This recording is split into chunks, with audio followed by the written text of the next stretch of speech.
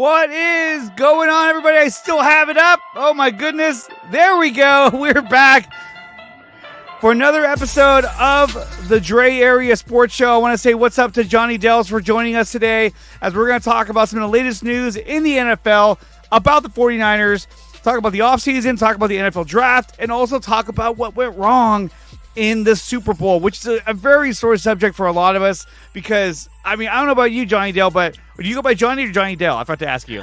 Either one works. Okay, so I forgot to ask you, but I mean, like, for me, it's like I felt like they should have won that game. The Niners. Yeah. For a lot of reasons. Yeah. Yeah, I mean, to me, they had more talent. They had, I mean, honestly, like, defensively, we were shutting them down for most of the game, if not all the game. But you can only shut down Pat Mahomes for so long, and you know it is what it is. We'll leave it at that for now. But overall, dude, thank you so much for coming on the show. I really appreciate it. Big fan of your channel. I wanted to ask you though, how long does it take you to break down the video for each game and to do all the X's and O's and the arrows and all that? Like that, I mean, that's my favorite part of the video is when you can break down who's going where and how they're stopping the run game and doing things like that. So, like how long does that take you to kind of put together for like just an average video, you know, for a given week? Yeah. So my weekly review videos, it's a bear. You know, when I started doing what I was doing, I was doing stuff, you know, kind of live drawing, and I rabbit trail a lot while I'm like talking, and I was really bad about doing that while I was trying to explain plays. I would like start going off on the history of the wide zone or something in the middle of it. I was like, I need to be able to focus myself a little bit more on this. And also my live drawing is horrible. As one person said, I look like John Madden with Parkinson's. So when I was drawing, that was one of the comments on my videos. I was like, you're like, Jesus, hey. God. Yeah, I was like, YouTube is rough, man. And so I kind of had to take a step back. I was looking at with a few other people doing some great football breakdowns like John Chapman. And I was like, you know what? He's able to do this so much better in this format than I am. And so I looked at maybe I can do it more polished and more of this edited and everything kind of, you know, quick cuts and all this stuff in there. Now it added a ton of time to doing it, but I felt like it gave me a little niche in there that was really digestible for most people. And so, you know, to get back to your question, in doing it in that format, it took a commitment to say, okay, this is going to take a lot longer, but it will help set me apart. And so I usually, if I can get the film by about 10 a.m. on Monday morning, sometimes I don't get it till noon, sometimes 2:00 my time. I'm Central Time. If I get it by 10, usually I'll just start watching. And just to watch through the film without stopping and rewinding or anything is around an hour and 20 minutes, hour and a half. Now, usually I have to watch a lot of plays 2, 3, 4 times, go back in slow-mo, make sure, because there's a lot of different keys to look at. You're first looking at, okay, defense, where are the safeties at? That'll help me tell what defense it is. You know, if it's single high, if it's too high, and then I look for keys on zone versus man, stuff like that. Sometimes you can see it before the snap, and then I go and I have to rewind it and watch what the offense did, you know, and say, okay, you know, what's going on here, and kind of piece together the different routes. If it's a passing play, okay, this is the concept they're running, so I know that, because you know NFL teams, they have that information already. They knew what play they ran, and so it'll take me anywhere from 4 to 5 hours to watch through the film and get a good idea, because I don't just watch through and, okay, this play happened, I'm going to pull that one. I go, what really happened throughout? I want to get a good understanding of every single play, so I know what was the story or theme of this game. You know, if we really struggled in pass protection on the right side, and that was why, you know, we couldn't pass the ball on 3rd and long or something. I want to see that multiple times, not just it happened once and we lost the game because of that. Well, it's never one play. No, so exactly. I want to get a good understanding of both sides. What was the overall theme of why the game ended up the way it did? Because that's the most important question: is why did we win? Why did we lose? And so then I try and tell that story through selected plays to let people know. And then people be like, why didn't you cover this play? You're picking and choosing, you're cherry picking. I've been accused of that before. And I go, because you don't want to sit through 6 hours of film study. You really don't. Yeah, exactly. Like I got to cut to the chase here. You Yeah, know? like some people would say, yeah, we would, and I promise you, 4 hours of sitting of watching me staring at a screen, in deep thought for 20 minutes is not going to be enjoyable for you. But that's what I do, and so the editing takes anywhere from 6 to 7 hours. Picking the plays, writing out the script of everything that went down, and the audio recording is a few hours. Watching the games about 4 or 5 hours. In the end, it's about anywhere from 12 to 16 hours of work.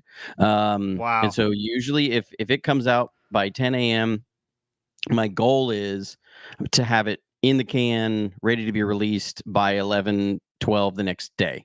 Well, yeah, because if you wait until like let's say Right. Wednesday, Thursday, then all of a sudden you got a Thursday game or Friday, then you're just like, well, what's the point? You know what I And mean? Like and and if hon it's so and close and to game honestly, day, you're like, forget it. yeah.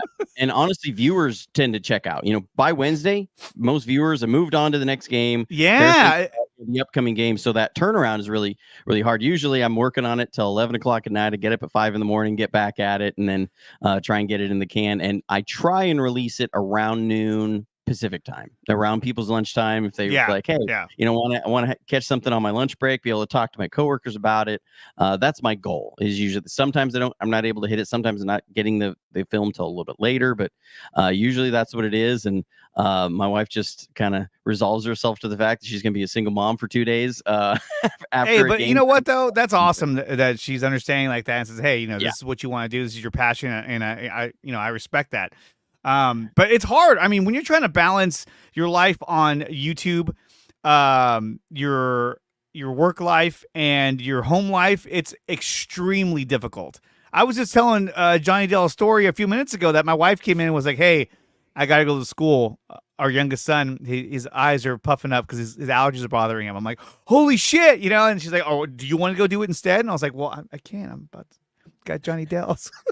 And so she's like, whatever. So it's tough. It's tough to balance all that out. And people have no idea like the struggles that we go yeah. through every single day just to try to make this Yeah, and happen. and I work a regular job on top of it too. So usually Yeah. those are my days off. Like that's my weekend is 16 hours of film study. And then I've tried to do like for big marquee games and really the playoffs. Every playoff game I'll do it.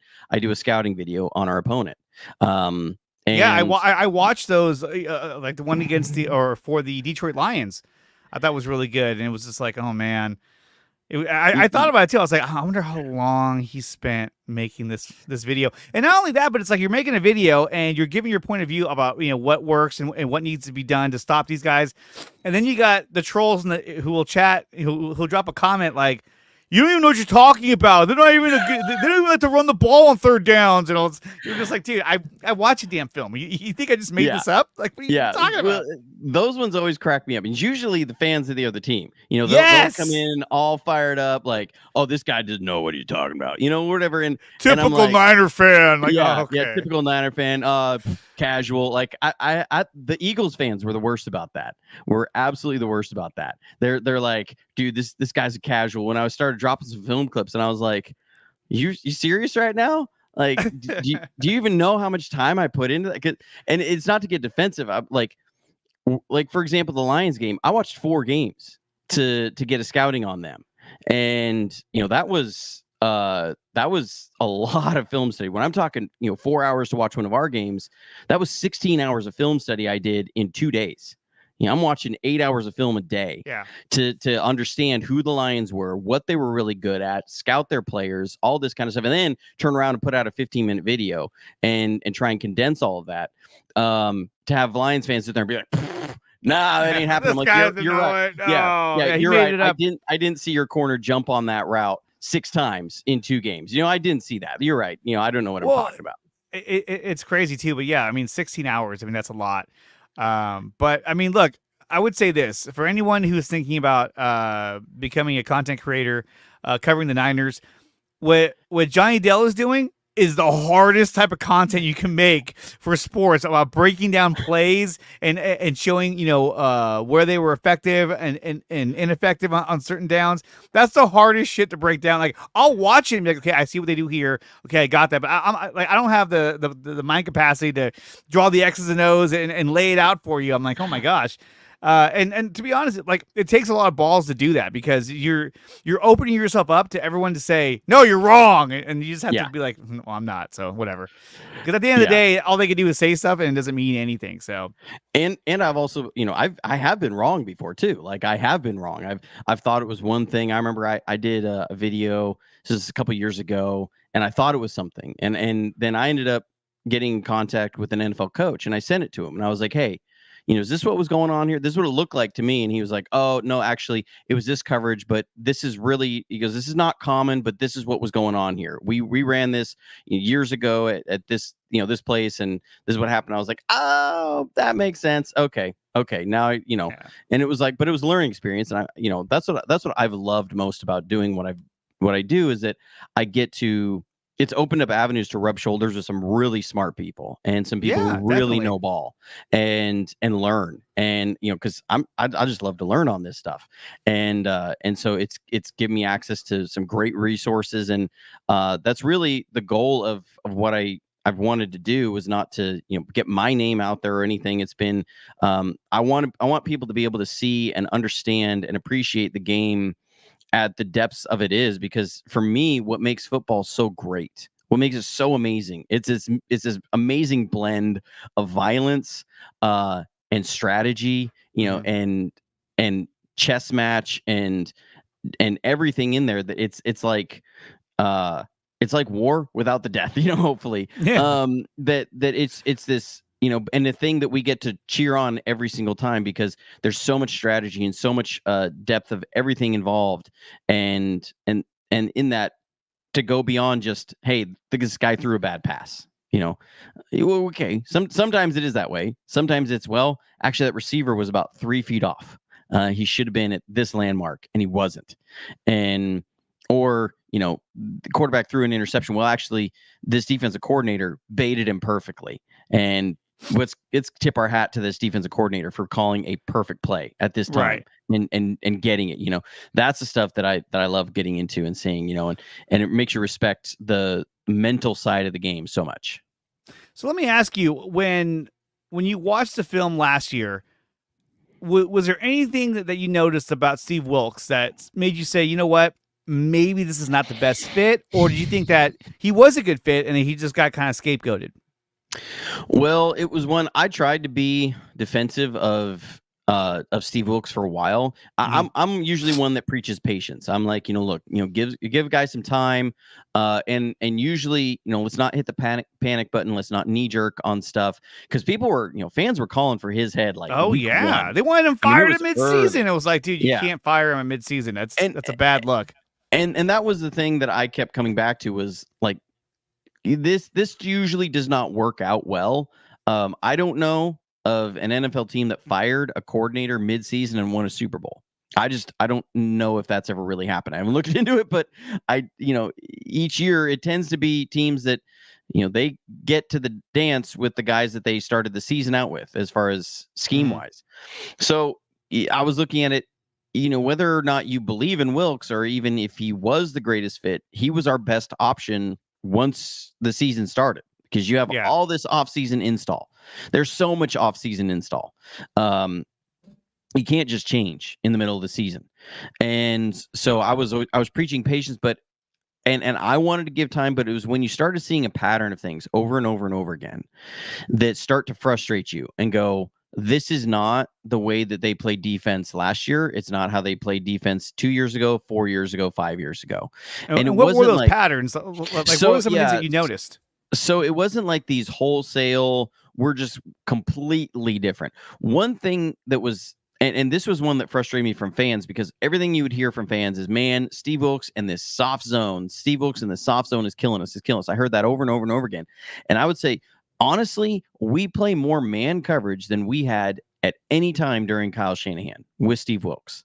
And I saw that coming, because when we hired Steve Wilkes, I went back and I watched 12 games from the Panthers last year. It was a long film haul to go through and watch all that. But one thing I stepped away from is, I looked at it and I said, I feel like he's playing man about 3 times as much as D'Amico Ryans did. And then I went and looked up the numbers, and it said exactly that D'Amico Ryans only ran man about 10 to 15% of the time. He was one of the lowest man coverage defensive coordinators. Actually, was the lowest man coverage defensive coordinator in the league last year. Steve Wilkes ran man 38% of the time with the Panthers, and I was like, okay, that's what the film showed. And I was worried. I was a little worried then because this team was not built as a man coverage team. Our linebackers are not man coverage guys. Our safeties aren't man coverage guys. And that's where it really can bite you if you try and make that transition. It's hardest on those guys because now they're going to be asked to cover tight ends. They're going to be asked to cover really shifty running backs. Right. And that, if we, one thing that drove me nuts in the Super Bowl, one of the most crucial plays in the game, that if this play is different, then we might win the Super Bowl. We're up. The Chiefs are trying to drive down the field. You might remember it. It was a 3rd and 6, I think, and they hit Travis Kelce across the middle, and he takes it for about 25 yards. It was late in the 4th quarter. What drove me nuts about that is that for 3 straight 3 downs before that, Steve Wilkes had ran man coverage. And so what did Andy Reid do? He turned around and he went 3-by-1 with Travis Kelce on the single receiver side. And so you have Fred Warner, and he brought him in closer. So you have Fred Warner covering Travis Kelce, and Travis Kelce, because of the alignment, was given a 3-way go. He can go vertical, he can go out to his right, and he can go across the field to his left. No linebacker, I don't care if it's Fred Warner, no linebacker should ever be asked to do that against Travis Kelce on the most pivotal 3rd down of the season. That's to me, that is putting your player in a really bad position, because you're asking him to cover the best route running tight end that maybe the NFL has ever seen. And yes, it's Fred Warner, but that is not fair to him. Yeah. And you don't do that in that situation. And sure enough, Travis Kelce, he takes 3 steps up, gives a little jab step outside. Fred jumps on it a little bit, and he's wide open on a slant. And he takes it for 25 yards, and they're able to kick a field goal and tie the game, goes to overtime. That play drove me nuts because that was a microcosm of everything I'd seen all season, which was, why did Steve Wilkes do that? Well, because he didn't want to risk putting maybe a safety on their running back, or a safety on Travis Kelce in the flat, or having not his best corner, Charvarius Ward, on their best receiver. And he was always doing those sorts of things. It was always like, okay, we're going to go man coverage here, and Charvarius Ward is going to match up with their best receiver. We're going to get our best man matchups for our secondary all the time. Mm-hmm. And these stinking mesh concepts beat us all season long. The only times it didn't was when he would show man and then he plays zone. And I don't know why he didn't do that there. I would have loved to see it. But that play, they beat us later on a 4th down on the same play. Andy Reid won a Super Bowl last year against the Eagles running that same stuff. It was literally, it's 2 plays that he puts together. It's called Piano Maestro. Okay, Piano is one play, Maestro is another play, and they tie together. And he won a Super Bowl last year running that. And he won a Super Bowl again this year running it. And you go, this is Andy Reid for 20 years. This has been what he does. But it was because Steve Wilkes was in this. I'm willing to accept a mismatch with my linebackers if it gives me the best matchup I want for my secondary. And so everything with Steve Wilkes seemed like it was, I'm protecting the secondary because he's a secondary guy. I'm protecting the secondary as best I can. And I will accept a mismatch with my front 7. D'Amico Ryans and Robert Saleh said, we will not accept a mismatch with our front 7. We will put our front 7 in the best opportunities to succeed, even if it means we have a little bit of a mismatch on the back end. And it seemed like all year they were able to get rid of the ball much faster than they were able to in previous years. And so the pass rush almost seemed like a non-factor because you literally had 2 to 3 seconds just to get to him, and then they'd get rid of the ball really fast. And it was always short, condensed passes, hitting their tight ends, hitting receivers and crossing routes. And so it became really frustrating to see that the Niners weren't able to get that big pass rush like we thought they were going to get this year, especially with getting Javon Hargrave. And now, obviously, Hargrave is not great against the run, and a lot of times they would run directly at him, which was another issue that the Niners kept facing. But I did notice that the opposing offenses were able to get rid of the ball efficiently against the Niner defense. Yeah, and you didn't see the creative pass rushes that you saw. That's my wifey right there. You saw with D'Amico Ryans, with Robert Saleh, and what was frustrating about that is, again, it's why are we not doing that? Well, when you look at those pressure packages and the blitz packages that were there, so much of those were zone blitzes. So you might come with a 6-man rush, but you're playing a 5-man zone behind it. It's going to be it's a zone with, it's what we call zone with man match principles.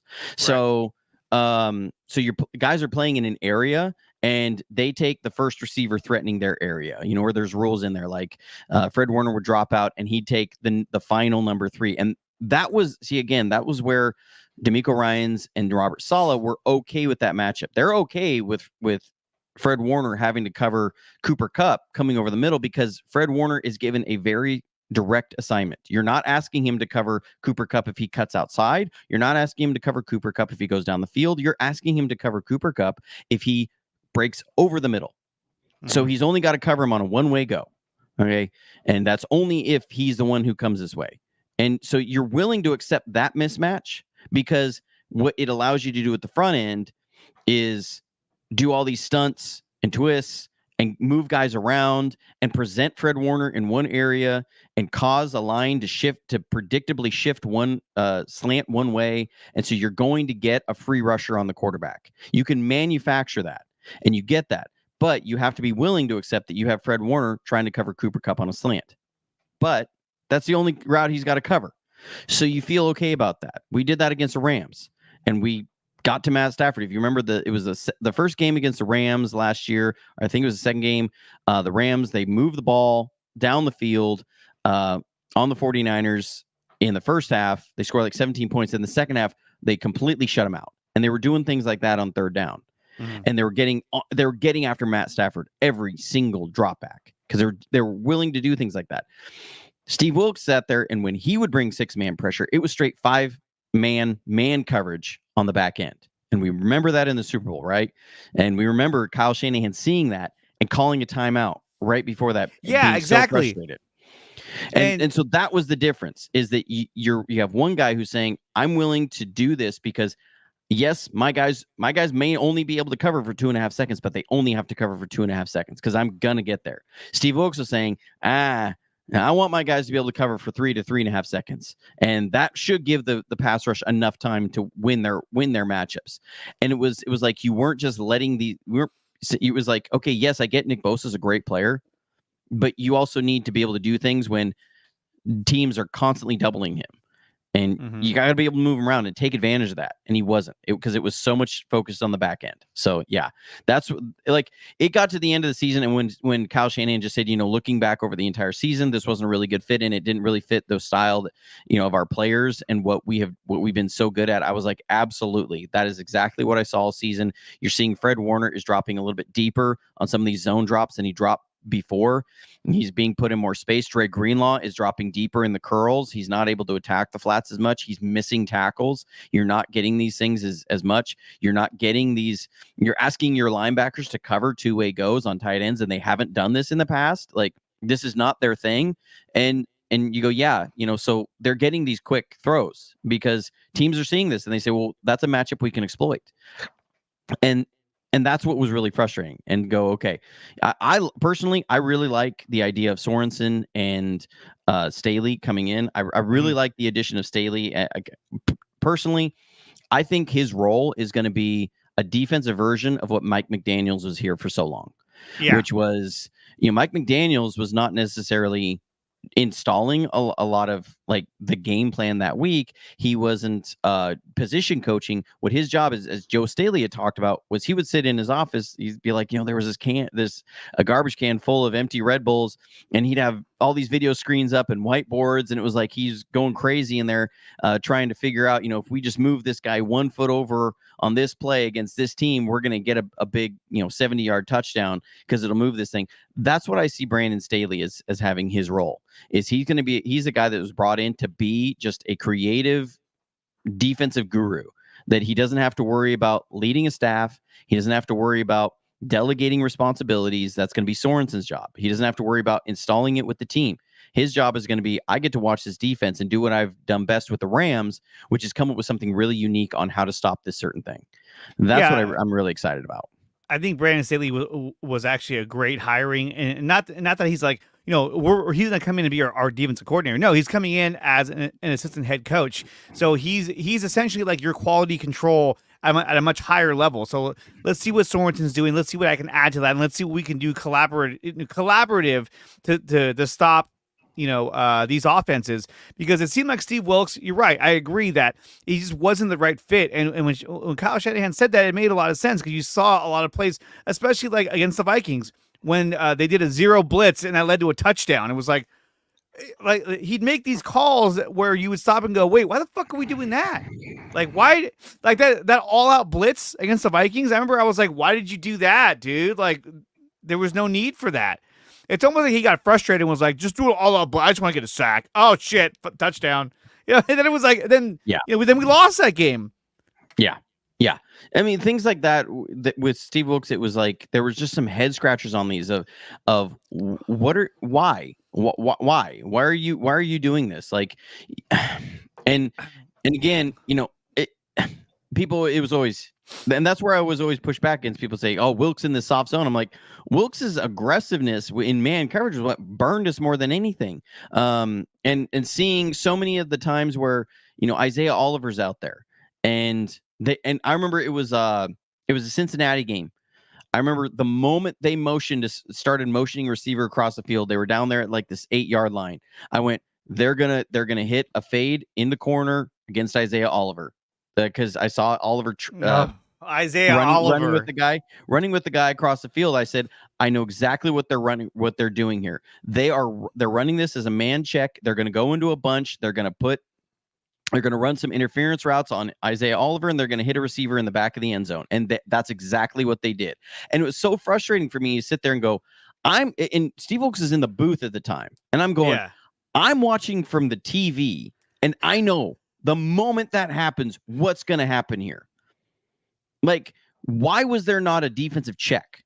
Like, to me, you should have had a defensive check there, because if I can see that, and because I watched some of their film and I've seen what you guys have done, I'm watching that. I would have during the week said, guys, they're going to try and do this against us. We're going to have a defensive check the moment if they start motioning across in that to a potential bunch. We're going to go zone. We're going to take that away. It didn't happen. That's the stuff that frustrated me, because you saw those kinds of checks with Saleh and DeMeco Ryans, and it didn't happen there. And I was so frustrated of like, dude, again, I'm not an NFL coach. I can see this. I know what's about to happen. I can see what they're trying to do against you. Why did we not have a check here? You're getting paid a lot of money to do this. And he's in the booth too. I mean, he has a wide view of what's going on. And the frustrating part is like, if you can see it and you know it's coming and it happens, you probably, I would bet that Kyle Shanahan was standing on the sideline knowing they're going to do this. Fuck, they just did that. What are you doing, dude? Like, come on. And he's got to keep his shit together. Like, okay. I mean, saw that coming, dude. Exactly. Because Kyle Shanahan, I'm sure he was sitting on there on the sideline, and because he hears the defensive call, he knew what they were running, and the moment that goes, and they're down there at the red zone, he can't run down there and call timeout, because that's beyond the area he's supposed to be allowed out, and it's right before the snap. Like, if he runs out there, it's going to be a penalty, and so as well, so he's got to let it roll, and so you just think through all of those times that stuff like that happened. That sort of frustration and feeling like this is not meshing with what we have done so well, because like it was 2023 or excuse me 2022 that season we played the Chargers, if you remember that low scoring game. This was before Brock Purdy was starting, and but we absolutely shut down the Chargers in the second half of that game. And they asked Fred Warner, what'd you do? And it was hilarious, because I didn't watch the press conference until I'd already watched the film, and I was like, they only ran like one defensive call nearly the entire second half. It was cover 4 palms. They ran that. It was almost, I think, all but 2 snaps in the second half. Literally just play after play after play, the same exact defensive call. And I was like, that's all they ran. And so I kind of, I'm like, he's not going to say much. And he went, man, we didn't really do much. We just ran pretty much the same defensive call all the second half. And it was just a zone, it's a cover 4 zone. That's a coverage converting cover zone. And, And you're the guy at the computer like, I knew it. I fucking knew it. Right. I was like, your wife's like, what's going on? What's going on? Nothing. It's fine. Yeah, she was.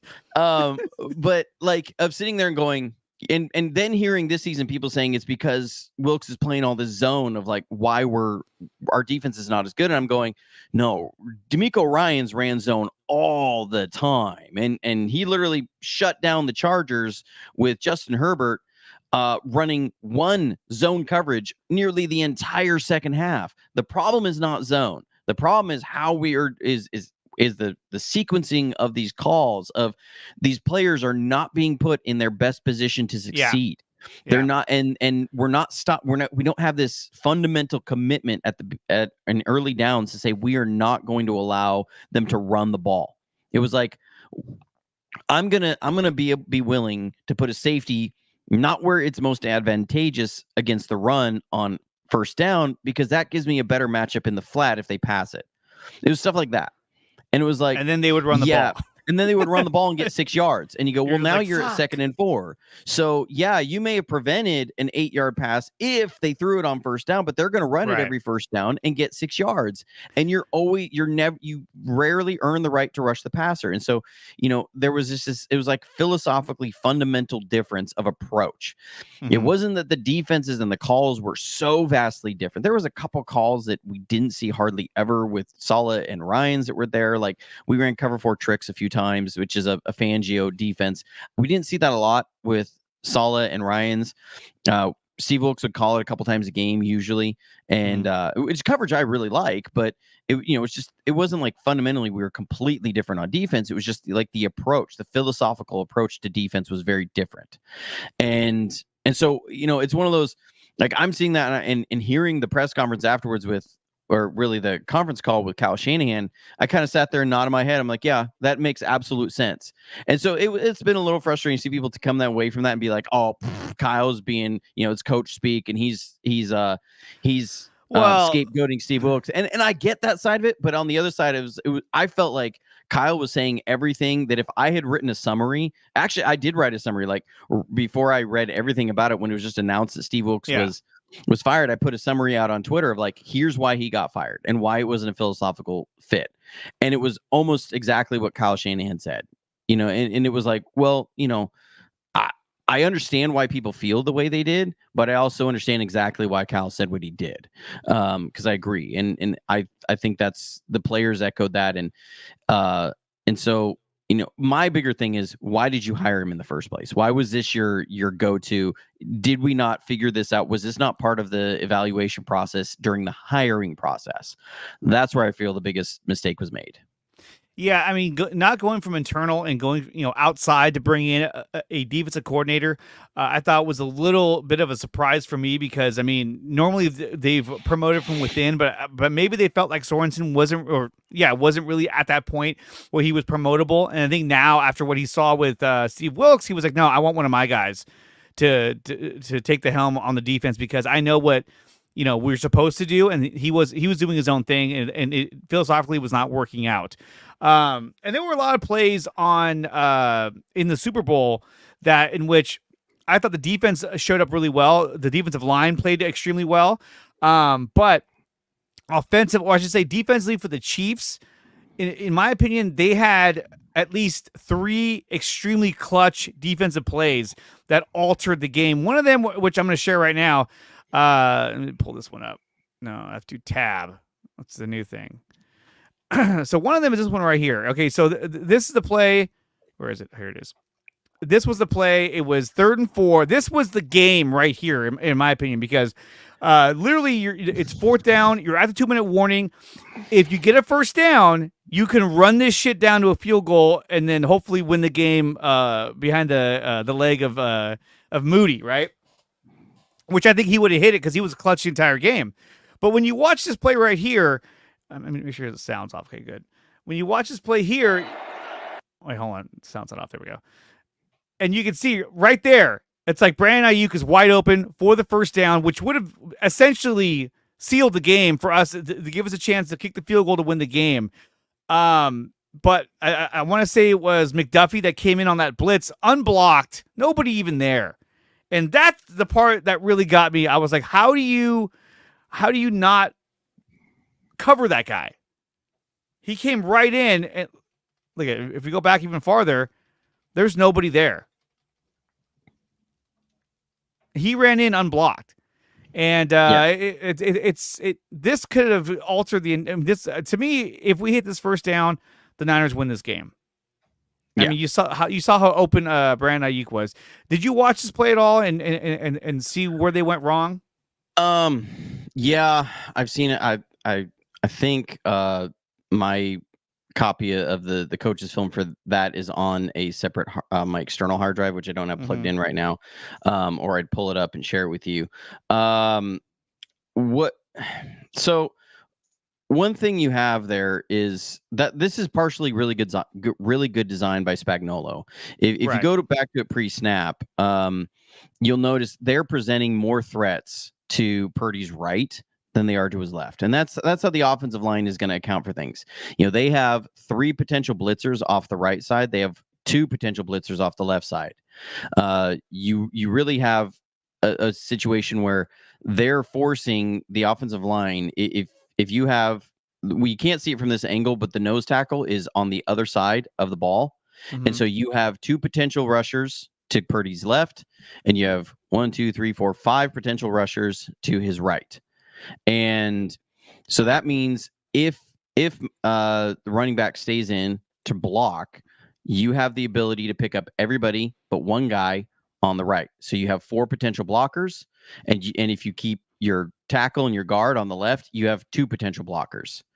And this is a situation where, again, this is good scheme here by Spagnuolo. He's showing 2-man. He's showing 2-man, but they have the potential for 5 rushers off the right side. So the line is going to slide to Purdy's right. It's a correct line slide. The hard part is now if you get McDuffie on that blitz, and this is where the play clock's here at 9. I want to see some hard counts. I want to see some checks here. Let's motion Brandon Ayuk across and bring him back, because we do those things all the time. That will show you if McDuffie goes all the way across the field. Well, now McDuffie's on Ayuk. If he doesn't, he's probably coming. So now Purdy's alerted to that. You can streamline his process. Where we have it here, and this is where my frustration with Kyle Shanahan on it is okay. Spagnuolo has done this to you every time you've played. Every time you played Spagnuolo, he has been able to manufacture so many free rushers on you. Going back to 2018 Jimmy ACL game, I remember seeing so many free rushers off the edge. Going back to 2022, they blew us out, and I remember seeing multiple times free rushers coming off. Going back to the Super Bowl 2019, we saw that really down the stretch in the last 7 minutes. I think they had 4 plays in the last 2 drives where they had an unblocked rusher coming at Jimmy. Like that should not happen. And that's my biggest question mark with going forward in the Spags Kyle matchup is, how do you stop that from happening? Because that happened. The Chiefs had more unblocked rushers in this game than they had all season long in any single game. That's an issue with Kyle's pass protection at some point here. Like I get a lot of it, but at some point, Kyle, I want to say you need to bring some more answers here for potential blitzers, especially when you're coming against Spagnuolo. Exactly. Like if it's something that he keeps doing to him, and he's getting the same result, when are you going to adapt to the fact that he's rushing, he's sending his corner in on a blitz unblocked, and then later on in the game too. What's his name? The defensive lineman for the Chiefs. Chris Jones came in unblocked again, and that play alone should have been a touchdown, because Brandon Ayuk, he broke L'Jarius Sneed's ankles on that one. He was wide open, but there was no way that Purdy was ever going to make his way down there. And he was looking right, and when he dropped back. And so for me, it's like, I think he was looking right, and then would look left to hit Ayuk, but he looked right, saw Chris Jones like Bigfoot running at you like, "Rah!" He's like, "Oh shit!" I mean, it's a lot to process, and you're in the Super Bowl, and everyone's watching you. I mean, it's a lot. But in this play here, I don't know if he even had a view to see Ayuk that he was open.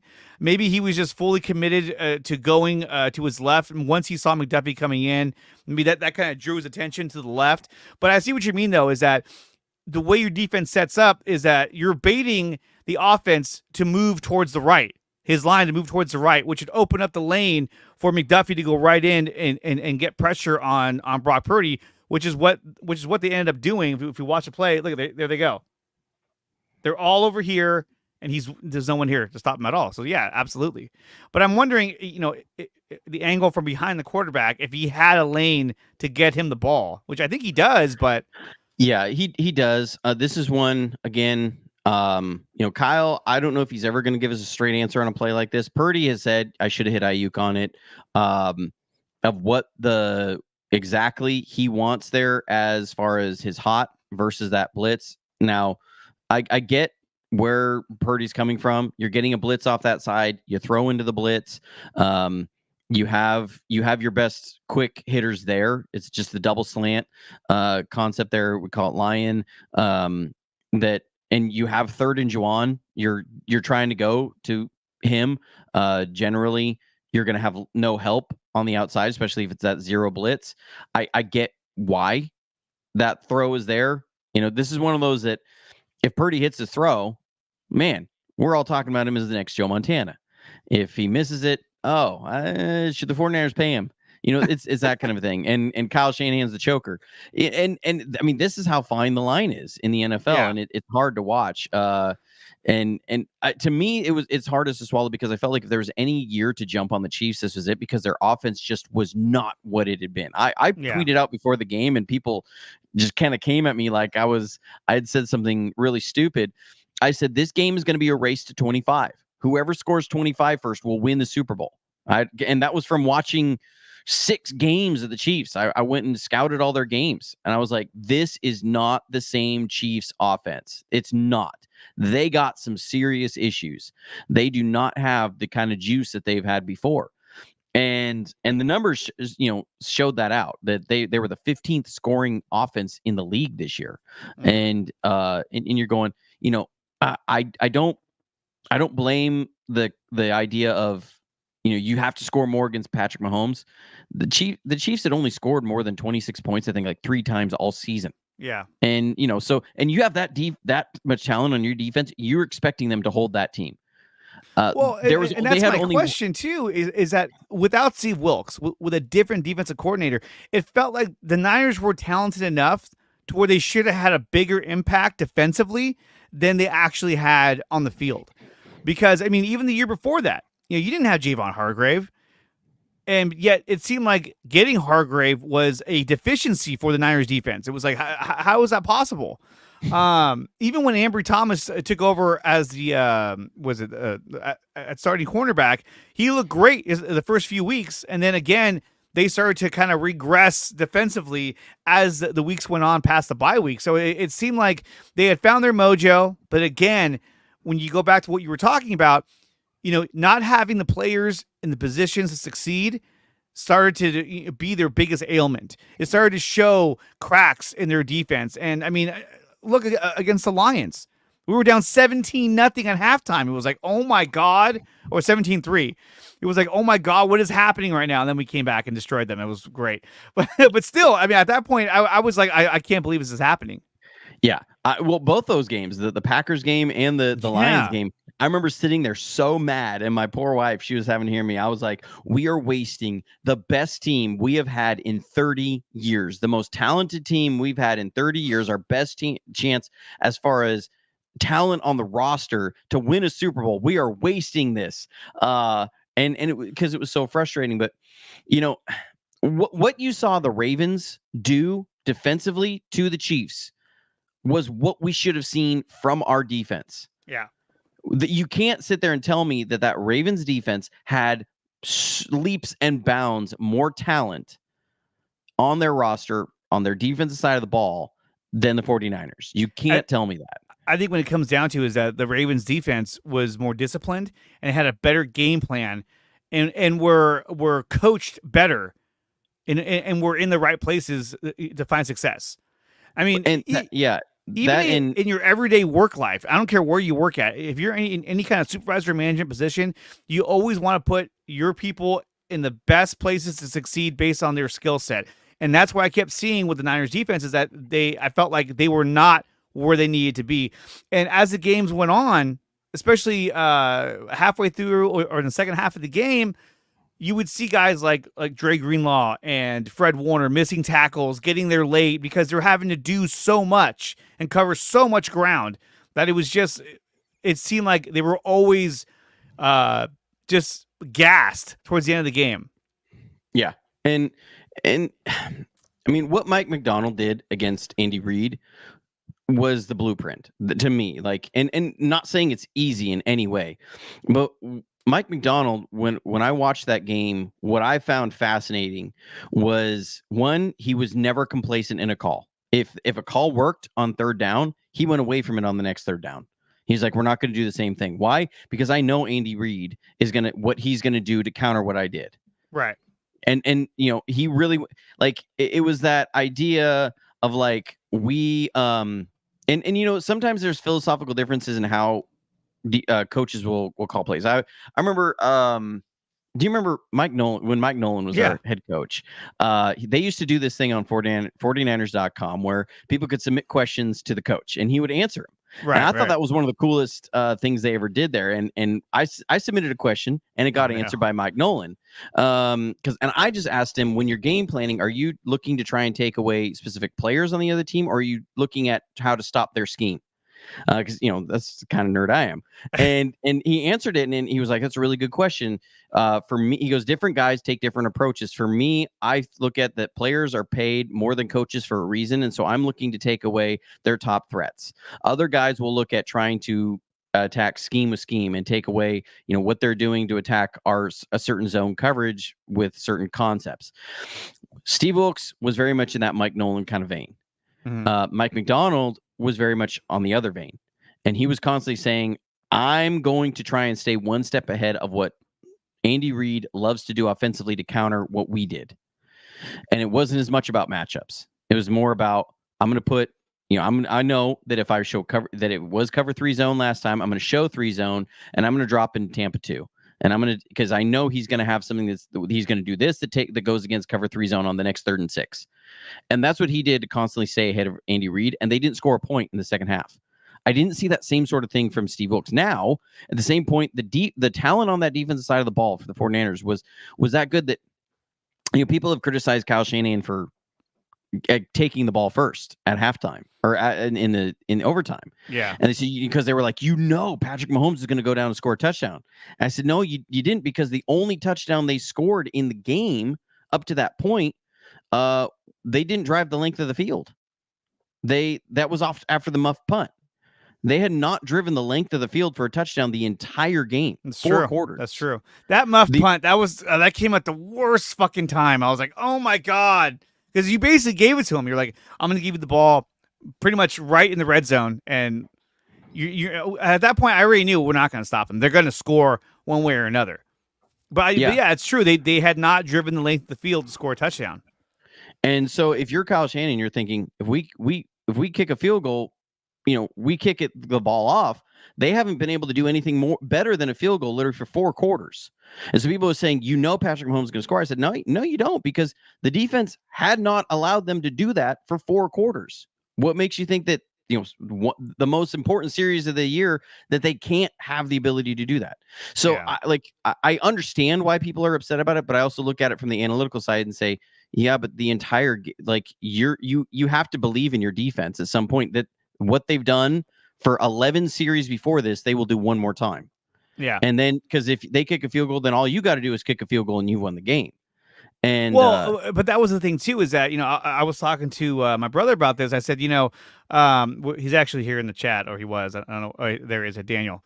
He has a weird picture, but anyway, I was talking to him about this. Like, look, if you put yourself in Kyle Shanahan's shoes, right, you could say, well, why don't you defer? That way, whatever happens, you know what you have to do. You know what you need to win the game. But you're talking about a defense that had been giving him problems all game long. And so he's like, okay, do I want to give them the ball?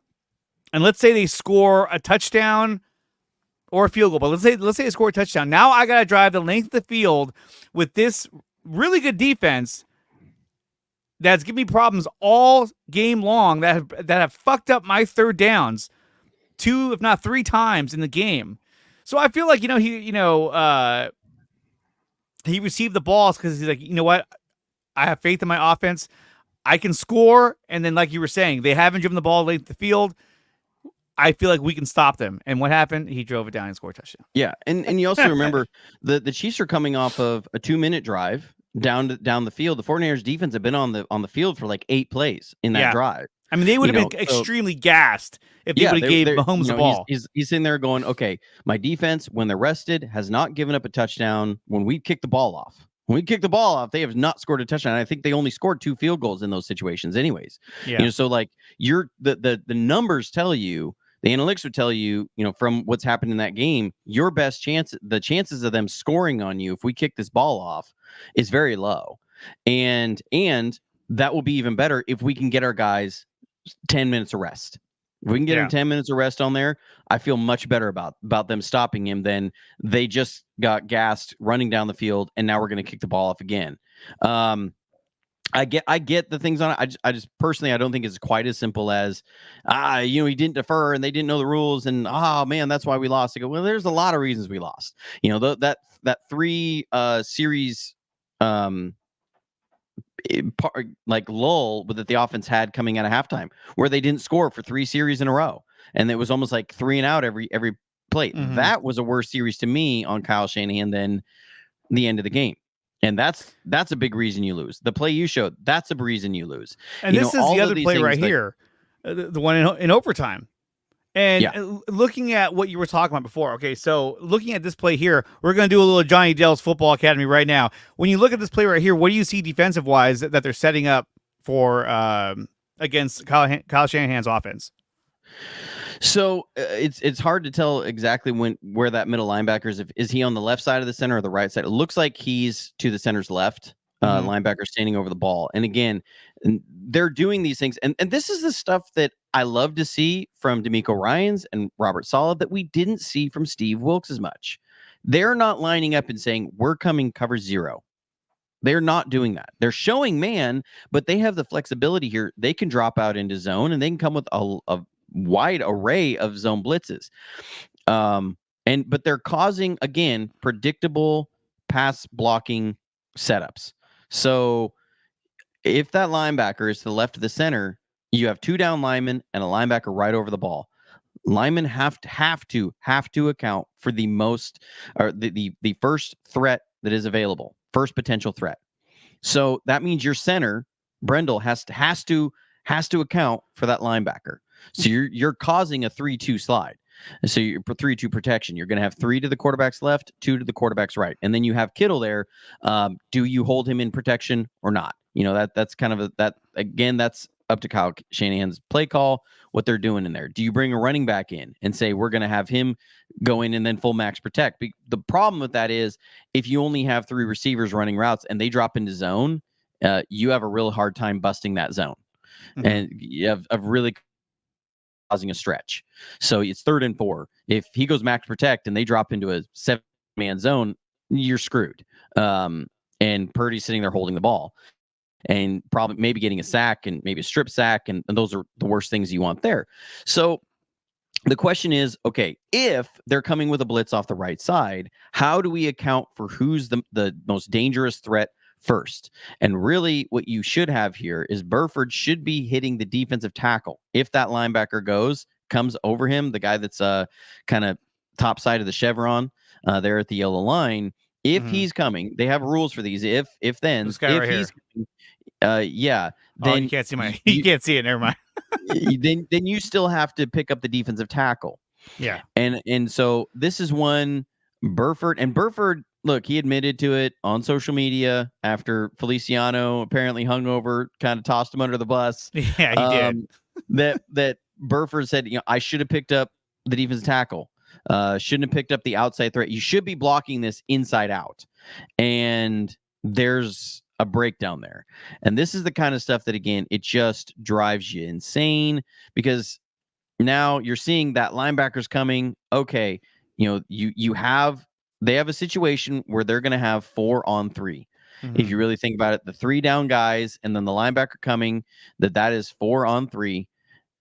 And that's the situation. Purdy's got to get rid of the ball hot, but you protect inside out. And one guy you don't let come free is Chris Jones. Yeah, he's the biggest threat. I mean, he's the biggest guy on the field, and he's the one that ends up coming free, which is a little crazy.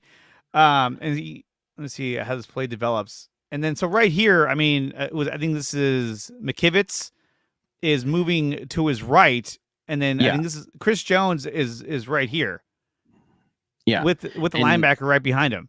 Yeah, and Burford stops to pick up the linebacker. He lets Chris Jones go to pick up the linebacker, and everybody's buried Colton McKivitz for this. Colton McKivitz, he had to protect against another potential rusher. So, based upon the rules of what it is, he's got it. He's doing his job the way it's supposed to be. But ideally, what you're going to have here is you pick up Chris Jones, and you let the linebacker come free, and why he's taking an inside track on there already. You pick up your first threat there. It's Chris Jones. That's Burford's guy. He's got to pick him up. If he does, Purdy can roll out a little bit, or it's just enough time to get this throw off. With being Chris Jones, you don't have enough time. And again, these are things I sit there and go, okay, here's what I want to see in the draft. I want to see a new center. I want to see a new right tackle. I want to see depth behind Feliciano. It's bringing somebody else. What I don't want to see is I never want to see Spencer Burford, because Spencer Burford was even late picking up the linebacker. He was sliding to his left. Like, why? Why are you doing that? That there's no threat that you should be picking up on that side of the ball. And this is where, again, it's so frustrating, because if that linebacker's coming, again, Purdy can roll out a little bit. George Kittle's going to have a check and release. That's why Colton McKivitz has got to kick out. Well, and I thought he was going to Kittle on this play when he was under pressure. I thought, okay, he's going to hit Kittle right here, and he can run for a first down.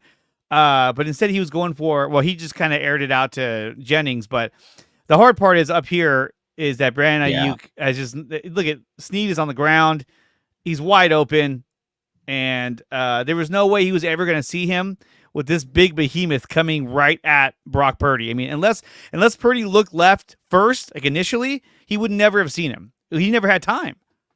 Yeah, and again, it's too, Jennings is running what's called a now return, which is a great man beater. So, it's going to be a 1-step slant down the line for 2 steps, then he stops and breaks outside. And again, he's wide freaking open. Yeah, he's open right here. If he catches this ball direct, he can turn for a first down or a touchdown. But yeah, I mean, it's yay, game over. We won the game. Yay, good for us. Sort of a thing. It's so frustrating. It's so frustrating to see. There were so many opportunities that were there. I think that's the hard part with all of these is like you have opportunities. You had moments where it was there. Like this was not a game that you were really like the lesser team on the field. No, they were the better team. Absolutely. And I think the only solace I have in it is thinking about back to the 1990 through 1993 49ers. Yeah. That a lot of the same things we're hearing today was said about them. Steve Young wasn't the guy. He wasn't going to be able to do it. George Seifert was not Bill Walsh. Mike Shanahan was not Mike Holmgren. That these were not the same 49ers. They weren't going to be able to do it. And Eddie DeBartolo, apparently, he was known that it was going to be, if things didn't happen in 94, it was clean house. That's my only solace is that, okay, yes, even the greatest 49ers teams of all time had their setbacks in this, and it's hard to win a Super Bowl. That it's like Andy Reid said, keep chopping. Eventually, you're going to get there. Yeah. So, I mean, we've gone on for an hour talking about Wilkes, the Super Bowl. So I think we pretty much covered that topic. The format of the show was going to be totally different, but then the conversation was so good. I was like, I'm not gonna break this up. But let's check this out real quick. I don't know how much time you have left, but Yeah, I did want to ask. Okay, good. I did want to ask you about the acquisitions. Now, look, the Niners did lose some players. Obviously we lost Eric Armstead, but they were able to pick up a lot of players to replace not only Armstead but really bolster the defensive line. We'll talk about where is he? Jordan Elliott, Gross Matos, Leonard Floyd. What was your take on the acquisitions they made early on in free agency, especially getting Leonard Floyd to replace Chase Young? So I feel like the way that they operated this offseason, first, shout out to pulling up 49ers web zone there. That's where I got my start, was so I recognized that website very quickly. And I did some writing with them last season. I got my oh start. my God. I was looking for the X. It just got bigger. Like, oh. I got my start in the forum there at the web zone. I was doing film breakdowns there for like 7 years before I ever did anything on YouTube. But they're acting to me like I thought they would last offseason. I didn't think they were going to make a big splash last offseason. I thought they were going to look for value signings that would fit areas of need schematically, but would be role player kind of guys at great value. And then they went and signed Javon Hargrave, and I was totally wrong. Yeah, that was a shock. But it was supposed to be a difference maker. But again, I think with a guy like Wilkes, they were underutilized. Yes. And so to me, this screams exactly what I thought they were going to do last season. And so I love the Leonard Floyd signing. I was actually going into free agency going, if we could get Leonard Floyd, I think that's going to be the best value that's there, because he brings in a position of absolute need at a price point that is palatable. Because he's a guy who's had 9.5, 10 sacks for the last 3-4 years. And if you look at it, I think it's right there, 10.5 sacks. Yeah, 10.5 sacks, 9.5, 9. Yeah. He's had a lot of success for a long period of time. And not only that, but he's been, knock on wood, he's been injury free, major injury free for a lot of years. So, and that was the thing I noticed too, was that they were signing guys that are on the field, that don't have a history of injuries. And we know that Eric Armstead had the chronic plantar fasciitis. He had that knee injury, and every year it seemed like he was getting banged up and would miss, a substantial amount of games. So I think getting the guys that they got, getting a guy like Leonard Floyd who doesn't miss games, who still averages anywhere from 10 to 9 sacks a season. Armstead only gave us one season where he had 10.5 sacks, double-digit sacks at that. Every other season besides the 2019 season, he never reached double-digit sacks. And that season alone, the defensive line was unbelievable that year. When we had Buckner, obviously Bosa, Armstead, and D Ford, they were unstoppable. But the thing that people forget was that as we got later on in the season, a lot of that defensive line depth started getting hurt. DJ Jones, he got hurt. Ronald Blair, he got hurt, out for the season. And so then pretty soon it was just your starting 4 plus Solomon Thomas. All the depth you had there was non-existent anymore. And by the time we got to the Super Bowl, you can see it, that like the depth of that defensive line that was so experienced and knew each other so well, it was limited. And so, but that defensive line, when they were healthy, like against the Packers in the regular season, I think it was Monday night, Aaron Rodgers would drop back and the line would just crumble in front of him. Like, it was almost unrealistic. I was like, this is like, this is that crazy. moment where he's laying on the ground, looks like a dead man, and the ball's laying next to him. Because he's just laying there like, what the hell? He's just like, just laying there. The ball's there, and the 49ers get the ball. That defensive line were monsters. And you think about how much they paid Eric Armstead, and he's said only one season of double-digit sacks, and he's making 16, 17 million a year. You look at how much Bosa's making. He's making 34, 35 million a year, right? And that's 18, 19 sacks a year. So you're darn near paying him $2 million a sack. And then I get it. There's more than the sacks. There's the run block and all that. Leonard Floyd, you're getting $1 million a sack. As far as value, that's as good as you're going to get. And he brings the most important element that this defensive line and the the scheme of Krasurik and their pass rush needs the most, and that is speed off the edge. That is something that they sort of got when they got Chase Young, because he did bring a little more burst than anybody else as far as that first step and ability to push vertically. Yeah. And it's one reason they traded for him.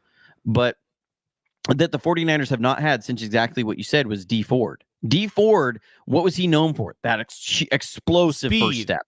Yes. That speed off the edge. Why? Because it pushes that tackle into such a wide kick step. Mm-hmm. So you're pushing that tackle vertically faster than you have before. What does that do? Okay, it's not because people always look at this of what is Leonard Floyd going to do and what is he going to get the sacks? It's not always about that. It's what does he do schematically for the entire team? Because when you have a defensive end who can push that tackle more vertically, what does that do for the guy next to him?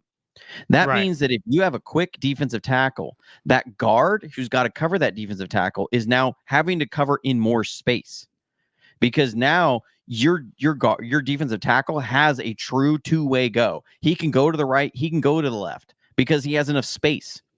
If you have a slow guy there and he's not pushing that tackle, that defensive tackle can do a pass rush to the outside, but guess what? He's going to run into the tackle there. He's going to run into his own defensive end.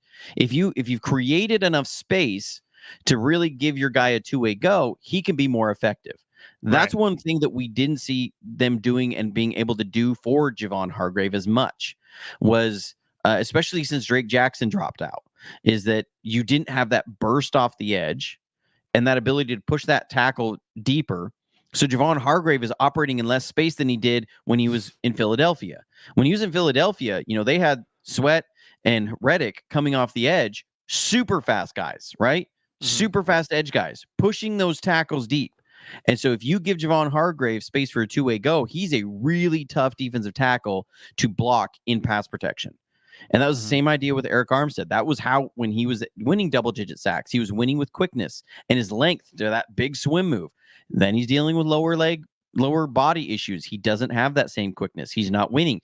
Teams are seeing that. They're sliding the center towards Javon Hargrave. You don't have that burst off the edge on the other side. Nick Bosa is getting chipped by the tight end. Suddenly your pass rush completely disappears. Yeah, and that's all you saw was them getting, Bosa getting chipped, the D line being blocked to the point where they weren't getting that penetration. Even when we got Chase Young, the first game against the Jaguars, you saw a difference. But as the weeks went on, it seemed like even Chase Young was sort of not getting that pressure or that pass rush on him. And I know he did, but it didn't seem like he was making the impact that we thought he would. And I wonder if that was more Chase Young or was that more based on, again, Steve Wilks and his scheme? Well, one thing that teams were doing, and they had done this a little bit the early part of the year, and then it fell off as teams started to realize that we didn't have that juice off the edge and that they could just chip and release with a tight end on Bosa and then slide the center towards Hargrave, and they were good. That's what the Vikings did. They did that all game long. And Kirk Cousins ate us up. He just, it was 12 and 14-yard drives or 12 and 14 play drives all game long. They didn't score a ton of points, but it was these long drives all game long. Yeah. And it was so frustrating. And you're like, where is the pass rush? They're able to get these 7 and 8 yard passes all game long. And it's like the pass rush was not getting there. And so what you started to see later in the year, and the Packers did this. I saw the Packers go max protect more than I'd ever seen LaFleur do since he's played the 49ers. Okay, he was literally just running 3-man routes most of the game, almost every single drop back that Jordan Love had. And that's where I kind of came away from the game with Jordan Love of going, they really ran a simplified game plan for him. It was very much max protect, and they're going to work one side of the field, and that was it. Yeah. And so, and it was the same sort of thing. You're just not getting the pass rush home. And because they're bringing 7 guys into block because you have no answers for that. Steve Wilks had very few answers for the max protect all season long. And Dante Whitner talked about this. He talked about this, I think it was after week 10 or 11. He was frustrated. He's like, teams are going max protect against him. He goes, when we played with Fangio, we had a check in our defense that if they went max protect, we were going to drop out an extra defensive lineman and go 8-man coverage. That Which if makes they kept, sense because then you're making them pay for keeping those guys back for max protect. yeah, he goes, look, we understand we're not going to get home with this pass rush when you're holding 7 guys in, so we're going to drop everybody into coverage, and you're not going to be able to throw the ball.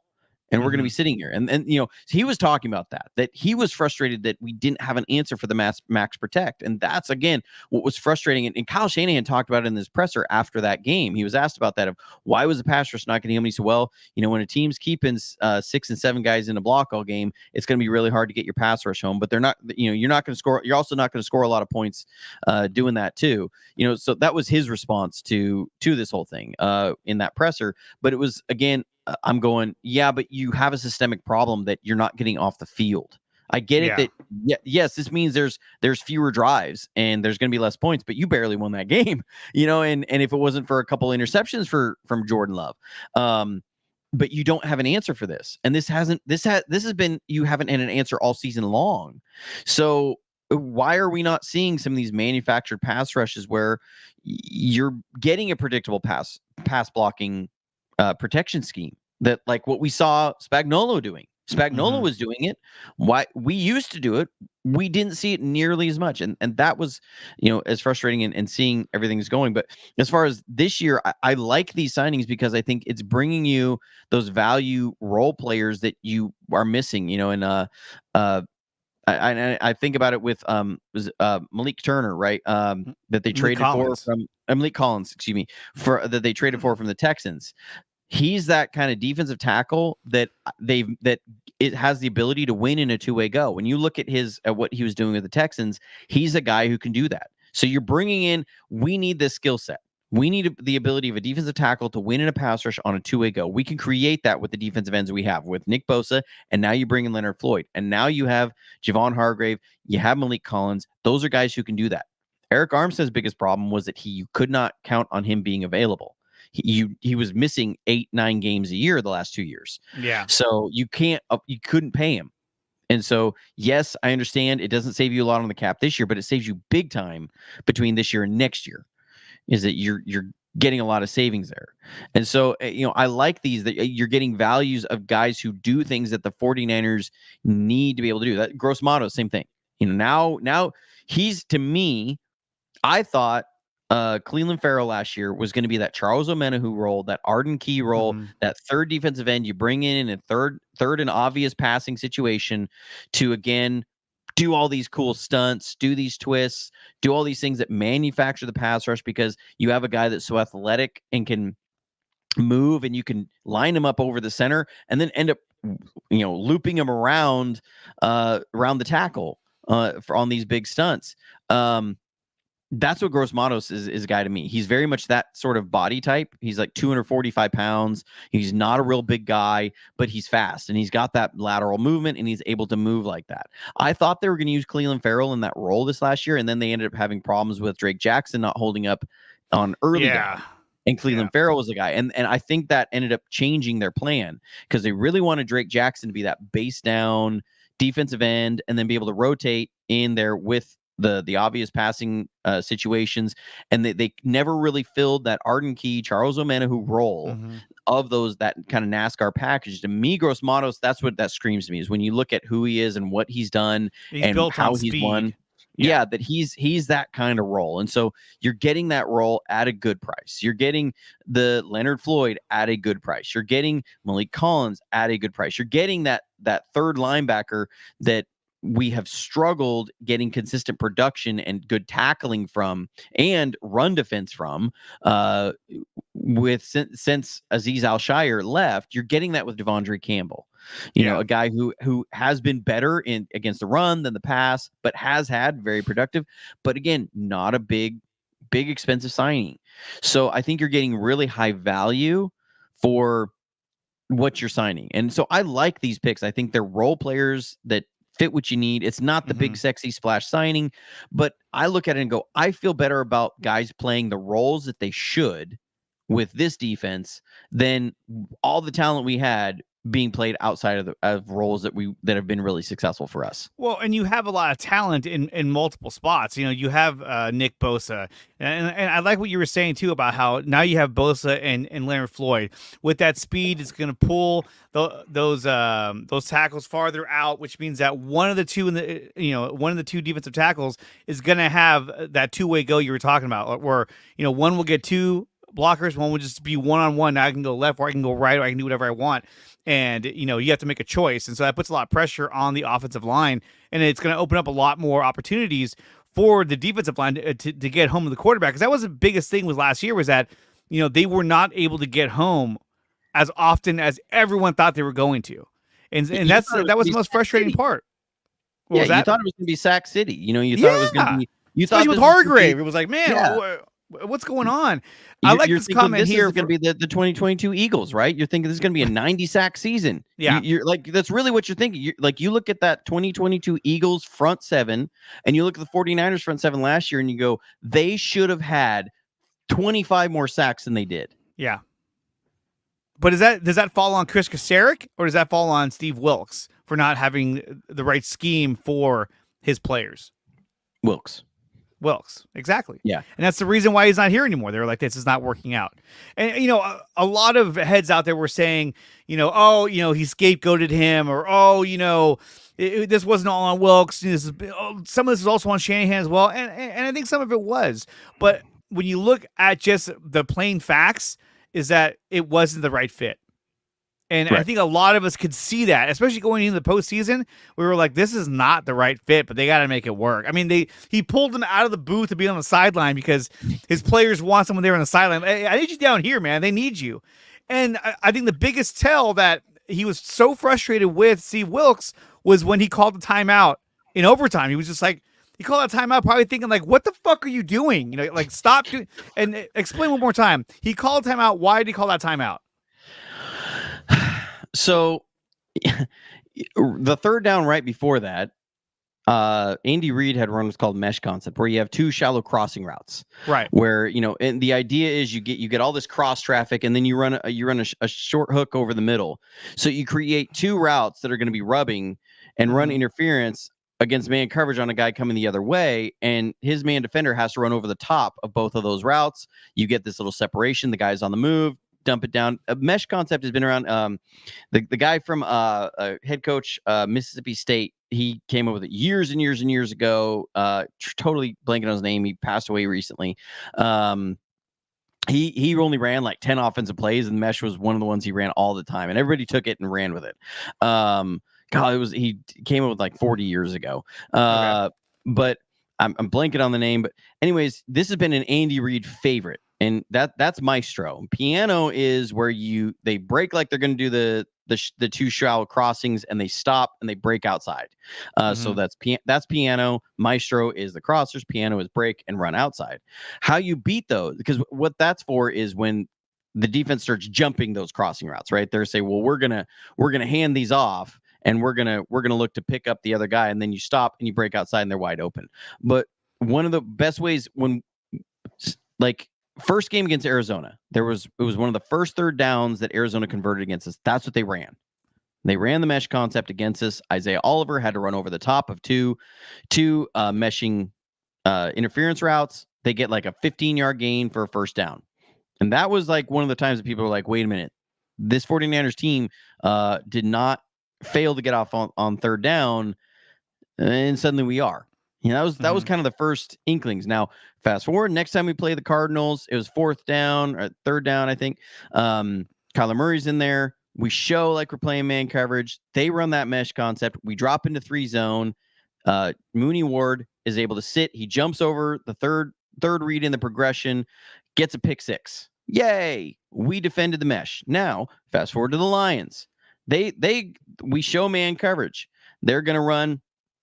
They're looking like this. We have Dre Greenlaw outside, way outside on a running back. They motion him inside. Dre Greenlaw's coming with him. Looks like it's man coverage. The Lions run the mesh. We end up dropping into 2 zone, and we're sitting there on it. We baited him into it. We're sitting on it. Yay, good for us. It's fourth down. This is the last fourth down that they failed to convert. It won the game for the 49ers. Jared Goff rolls out.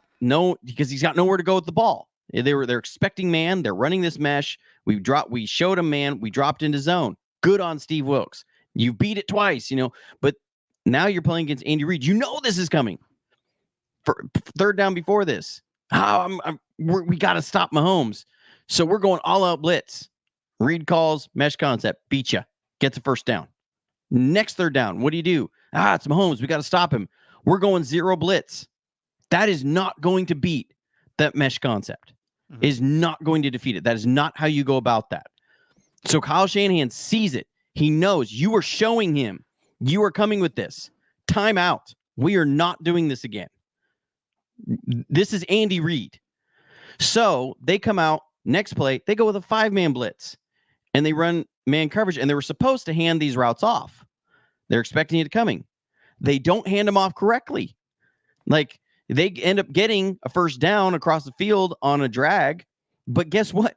From the film, when I watched it, I was like, oh my God, we could have lost the game 10 minutes earlier than we did, because they had a guy running wide open on the other side of the field. No one picked him up.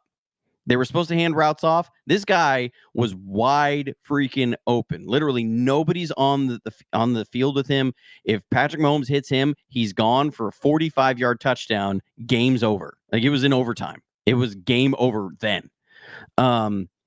That's where you're going. Why is this happening? That would have been a shittier way to lose too. Just like, it would have been completely busted coverage. Completely busted coverage. And I'm sitting there going, and that's coming off a timeout. Why? It's coming off a timeout. Like, that is the stuff that you just can't swallow. And I go, and again, it's something, if you've shown you have the ability to combat this, Andy Reid is going to do this. Why? I don't get it. So that's clearly one of the times where Kyle Shanahan literally saw what was about to happen and was like, timeout. Like, dude, what are you doing? Like, he just spelled it out for you in the last play. Now we're going to do it again. And I'm sure Wilkes was like, what the hell? I don't know. But still, I mean, it's crazy to think about. So going back to who we have now, my question is, do you think the Niners are better, or do you think they're worse than they were last year? Or are they just... Yeah, and this is where, off-season gradings become difficult, because really you don't get a good idea until January 1st next year. Yeah. Coming off of last season again, you would say everything that they did, the 49ers should have had more sacks in 2023 than they did in 2022. That's what the off-season movement says, right? It's what it would point to. But they didn't. And this, would say, you've replaced Chase Young with Leonard Floyd. Chase Young, in theory, has the higher ceiling. You've lost Eric Armstead. You don't have him anymore. In a lot of ways, we could say they're worse. In my opinion, I go, if they're returning to the scheme that D'Amico Ryans ran, that Robert Saleh ran, which is the idea of promoting from within and having Nick Sorensen there, then I think this personnel grouping can be more productive, not necessarily more talented, but I think they can be more productive in a return, something closer to that scheme than the 49ers of 2023. Yeah, so I think they have so. I think they have the potential to be more productive. I'm not sure if they're better, but they have the potential to be more productive, if that makes sense. If you can wrap your mind around the idea that you aren't as talented, but you can be better. Well, and like we were saying earlier, I mean, these are clear and defined role players and know exactly what they need to do to be successful. Now it's a matter of putting them in the right positions to be successful. And based on their strengths, I think that that you kind of illustrated out, I think that these were the right guys to help the defensive line especially. And then you got Devondre Campbell, who's going to end up being your third linebacker, who I think is an upgrade from Warren Burks. Obviously in the second half, they targeted Travis Kelce way more because they knew that Warren Burks, I mean, he's a good player, but he was not able to cover Travis Kelce. And Kelce went off in the second half. We talked about it, me and my panel, we watched the game together.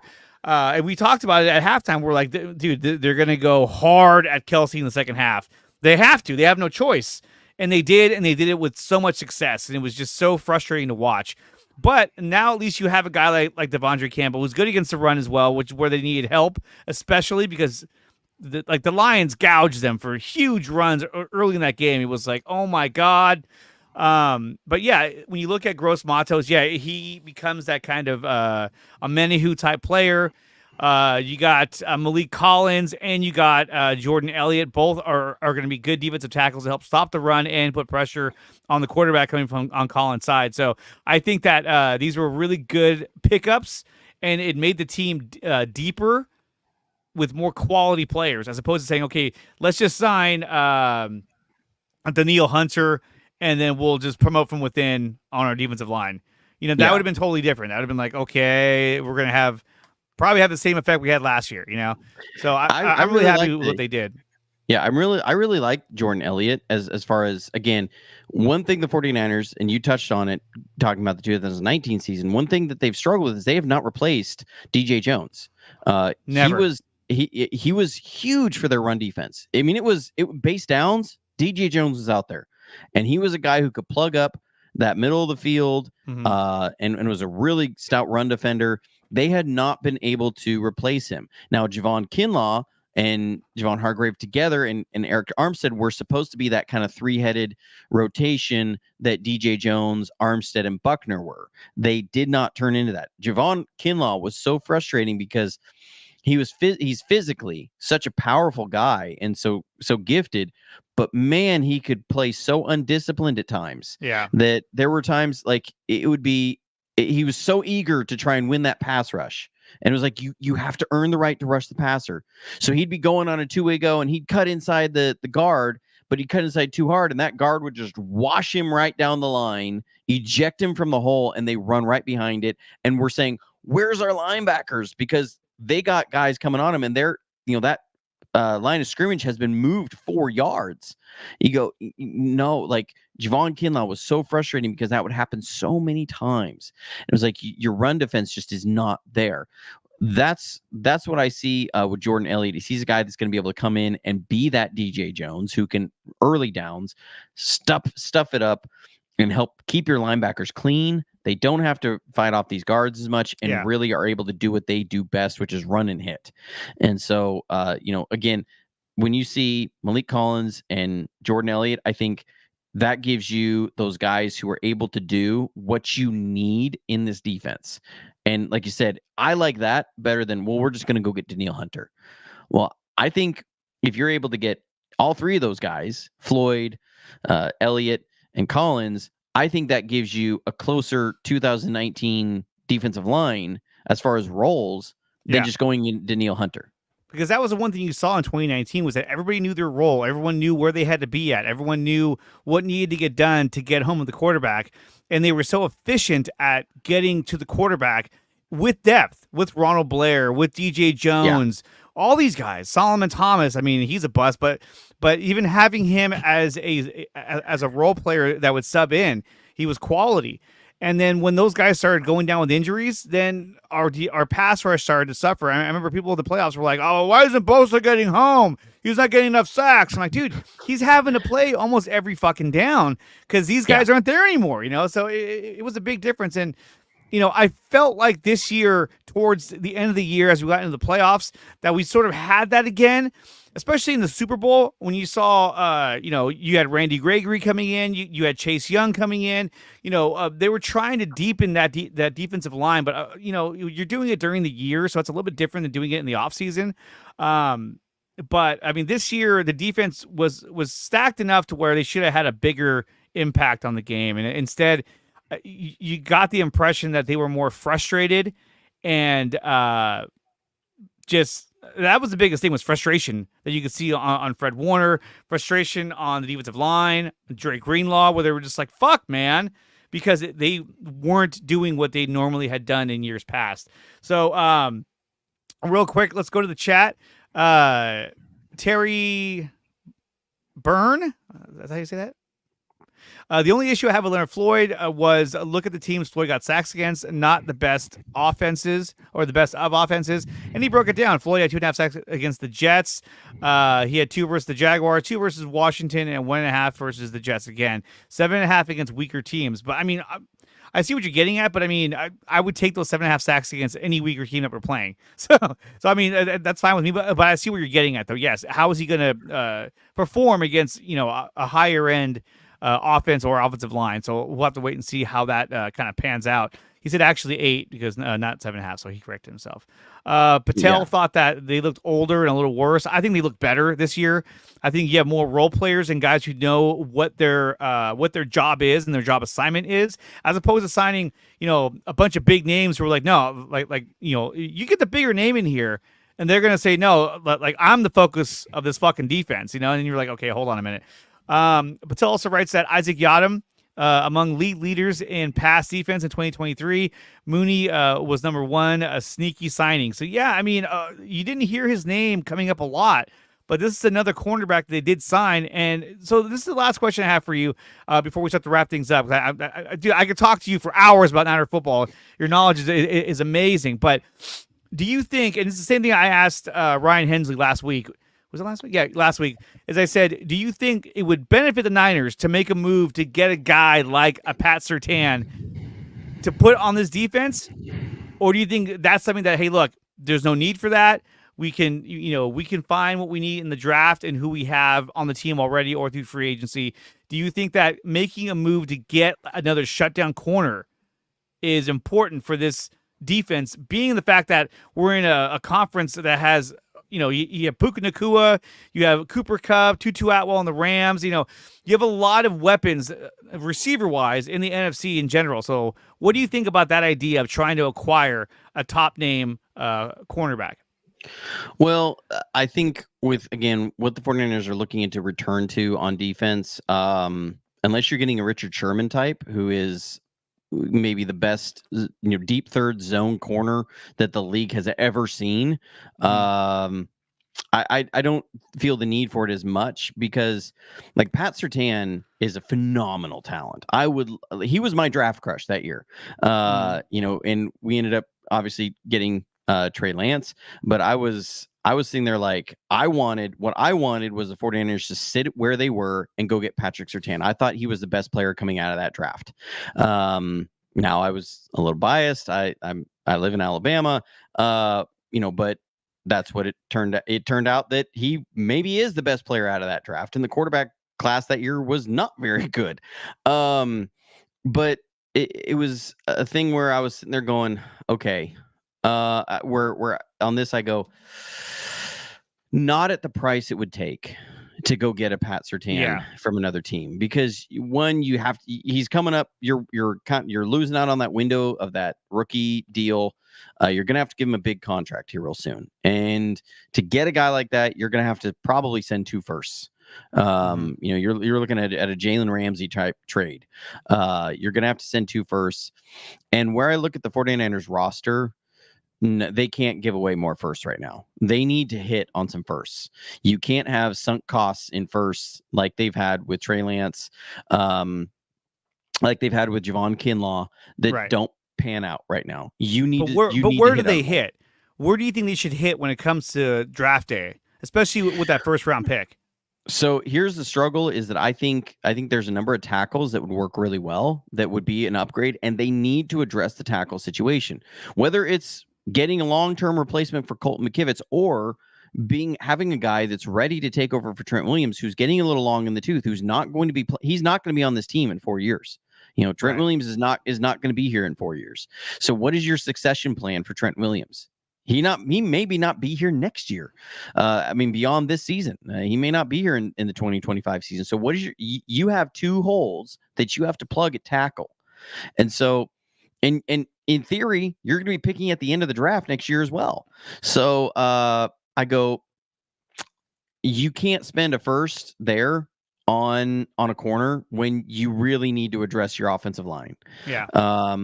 So whether that is using the first you have this year and a third to maybe move up or something to go get your tackle, or hope that one of those guys falls to you, you got to address, you got to get your tackle situation figured out. What, yes, Kyle Shanahan has invested one first-round pick in an offensive lineman since he's been here, and that was Mike McGlinchey. He's not on the team anymore. Yeah, he's not. They've been spoiled. The 49ers have, that they have had a Hall of Fame left tackle talent at left tackle for 16 years. And that is coming to an end here soon unless you have a succession plan. And so if that plan is that guy's going to play right tackle until Trent Williams retires and we're going to move him to left tackle, or we're going to go out and we're going to get the best right tackle we can, and we'll address the Trent Williams situation when that happens. You got to find 2 starting tackles over the next 2 years. That's how I view it. So to me, you can't give away any more resources that you desperately need to address that situation. They're in the Super Bowl window, right? Like they're in their window right now, and so like the idea that, hey, why don't we trade Brandon Ayuk to move up in the draft? I don't buy that. I think that at this point, even like they've even made the comment that like, yeah, we're good with him playing on his 5th year option. So it's like you really have him here for next year and the following year. So you don't have to make a decision on Brandon Ayuk right this second. And I think that trading him would be a detriment to the team because now him and Purdy have really good chemistry with each other. So let's say you do that. Let's say you trade Brandon Ayuk and you move up in the draft and you get a better offensive lineman, right? Like Amarius Mims or whatnot. And then now you're looking to say, okay, so now we got to replace Brandon Ayuk with somebody else. It's not going to be Juwan Jennings because he's not that kind of receiver. And then you're going to draft somebody. Then it's like, okay, now we're worried about this rookie receiver, and then Debo and Jennings. To me, you've slowed things down. You know what I mean? And now it's like you have 2 big receivers, and then you got whoever you're going to get to replace Brandon Ayuk. May it be a rookie, may it be a free agent. I just think right now you need as many weapons as you possibly can. And it doesn't make sense to get rid of Brandon Ayuk as much as everyone wants to talk about the idea like, oh yeah, I think they should trade Brandon Ayuk for, to move up in the draft. I don't see that as a viable option. Well, and Brandon Ayuk plays a different position than Juwan Jennings and Debo Samuel. Debo's your Z. Jennings is what we call your U, which is that's kind of slot guy who can move around. Brandon Ayuk is an X. So that's a guy who's going to be on the line away from the tight end. The Z is off the line on the same side as the tight end, generally. But generally, you don't see Debo away from the tight end on the line. You generally do not see that. They'll move him around. They'll have him in the backfield. They'll have him kind of inside. But he's usually off the line. Why? Because then he can't get jammed. They protect him from that press man as much as possible. He's not good against press man. That's not Debo's strength. Brandon Ayuk is a guy that you can isolate him backside. You don't see a lot of 4x1 with Debo on the backside. You don't see that. You see him in situations where there's at least 3 receivers on his side. So there's multiple concepts going and you're stretching zone defenses. Brandon Ayuk is your guy that we put him on the weak side, and we're going to him when they're going man coverage because he's our X receiver and he's your man coverage beater. That's the position Jerry Rice played, was the X receiver. That's Calvin Johnson played the X. Larry Fitzgerald played the X. And Quan Bolden played the Z. That's Debo Samuel. So you have to fill that X receiver role. That's not going to be Ronnie Bell. I didn't see anything from him that said that was going to be that position. Are you going to, if you trade away Brandon Ayuk, you have to fill that this season. There's some good receivers in this draft, but like people are talking about like Malachi Cormley, right?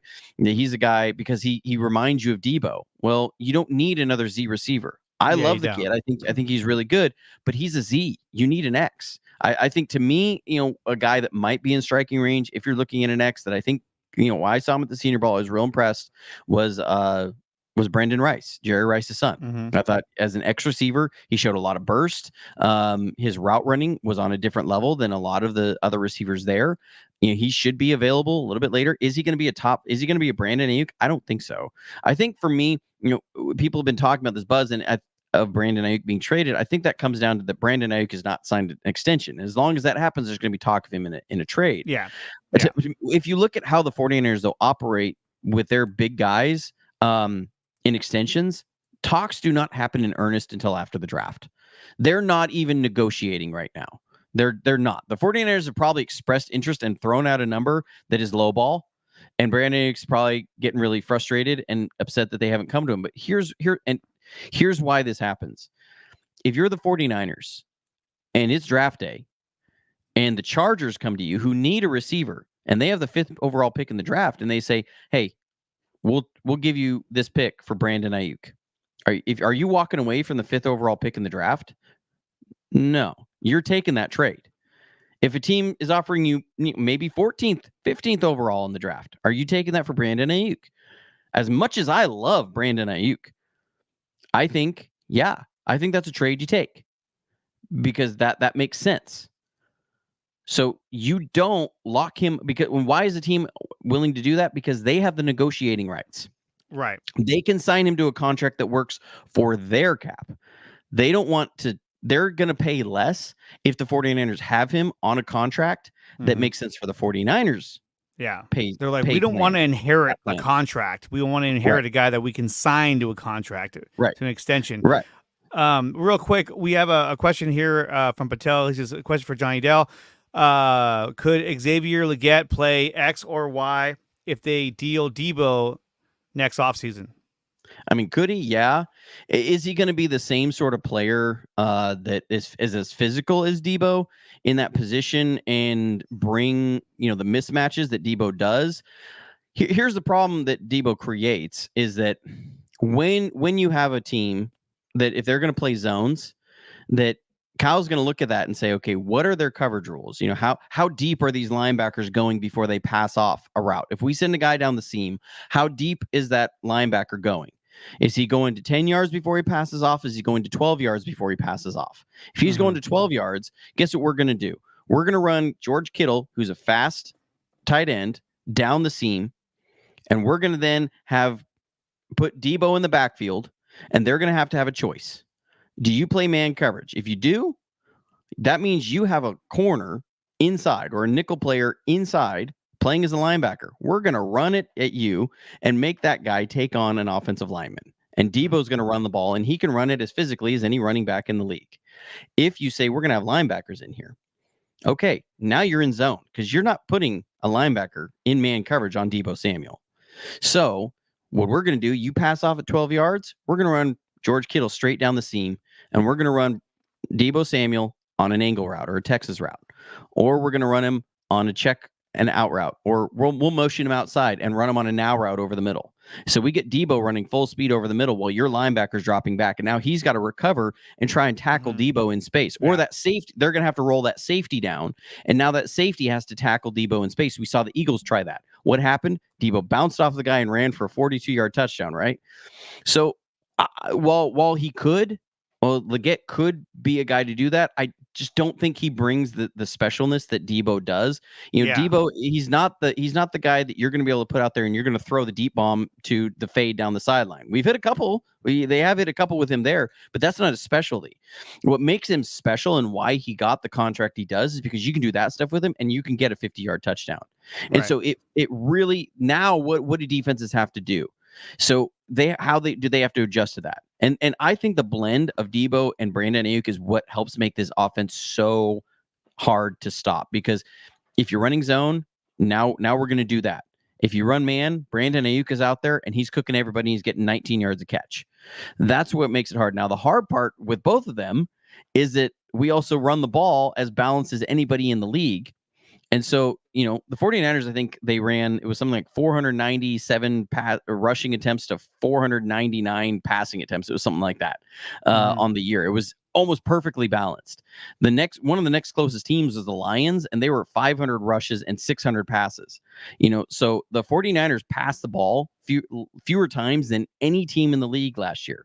If you're Brandon Ayuk, you're going to say, look, I'm getting 1,400 yards on a team that throws the ball less than anybody else in the league. I'm getting 19 yards a catch. I should be paid like a guy who's having an 1,800-yard season. That's how he's going to look at it, because he's going to say, if I was playing for the Chargers, I would have 1,800 yards. And so he wants to get paid like that. And he's not going to look at the 49ers and say, I am not getting paid less than I'm worth because you guys want to run the ball more. I'm not doing it. That's where this negotiation's at right now. Is the 49ers, are you going to invest between Debo and Brandon Ayuk what you need? Because I think Brandon Ayuk wants 28 a year. I think Probably. That sounds about right. Yeah, if you look at an 1,800-yard receiver, that's what they would get paid, and I think that's how Brandon I views himself, and I can't blame him for that. Yeah, absolutely. Johnny Dell, this has been a great conversation. Thank you so much for coming on here and talking with us about 49er football. This was so much fun, man. We got to do it again. Yeah, absolutely. Awesome, man. Thank you so much. Guys, if you haven't done so yet, we have 45 watching right now. Make sure you like and subscribe to both Johnny Dell's Football Academy channel and my channel, Dre Area Sports. I'll be live again next Wednesday with my normal panel doing our Dre Area Sports show. And I'm going to try and line something up for next Thursday as well. So definitely check that out. And I'm going to be dropping some more shorts off of this interview and also the show that we did just last night. Or what's today? Yeah, last night. But Johnny Dell, dude, what do you got cooking the rest of the week? You got anything going on? Yeah, I'm gonna go live tomorrow morning with my channel. We've been doing, everybody's doing mock drafts. Everybody's doing mock drafts, and so I've kind of shied away from that a little bit. I feel like that's kind of oversaturating with all the mock drafts and everything that's going on. And I'm not trying to compete with a lot of other content creators. I think there's a lot of guys doing some great stuff, and gals too, doing some great stuff, covering the draft, getting ready for that. I'm kind of having fun with this offseason so far. We did the last couple shows. I did the 49ers top 5 first round picks of all time. And then we did bottom 5 first round picks of all time. Those were almost a little more fun in the sense that like it was cathartic and go through the pain and bringing up guys like Mike Rump and Rashawn Woods and Kwame Harris, Trey Lance. And then we did the same thing with the second round. And that was tough. The number 1 second round pick of all time was really easy. That was Roger Craig. But like you had guys like Eric Davis, Ricky Waters, I'm trying to remember everybody else that we had on there. Randy Cross was one of them. And you had like Keena Turner. I had to leave him off the list. I was like, dang, that hurt to leave Keena Turner off the list. But then talking about like worst second round picks of all time, we had like Dante Pettis on there, and Taylor Mays. Taylor Mays was my worst second round pick of all time. Is what I claimed him for be, just because the expectations were so high. But we're gonna move into the 3rd and 4th round. We're not gonna do like worst 3rd and 4th round picks of all time, because there's so many guys, like you can't really say there's a worst. It's like a 15-way tie for worst. Yeah, exactly, right. Because there's so many guys that don't work out in those rounds. But it'd be fun to look at who are the best 3rd and 4th round picks of all time. We're going to do the 5th and 6th and 7th round picks of all time. Not sure who's going to end up first on that list, on of 5th, 6th, or really we might do 5th and 6th and then 7th its own. I'm not sure who's going to be the best 7th round pick of all time. That one's going to be real tough. I don't know. It'd probably be that defensive lineman they picked a number of years ago who never played a snap. That might be it. Well, that sounds good, man. So definitely check out Johnny Dell's Football Academy over on YouTube. You can also follow him on X and also on Instagram as well. So definitely check that out. Make sure you like and subscribe to his channel. This guy knows what he's talking about. Love his videos, love his breakdowns, and I can't wait for next season to start so we can get a whole new batch of game breakdowns and footage breakdowns. What's my draft crush? We'll talk about that next time, because I actually have to go right now because my wife's looking at me like we gotta go. But anyhow, guys, Johnny Dell, thank you for coming on. Subscribe to his channel. Subscribe to this channel. Make sure you smash the like button. If you want to support the channel, you can do so by becoming a member or joining us over on Patreon. Both ways are great ways to support the channel. And until next time, you guys, we'll see you next time. Peace!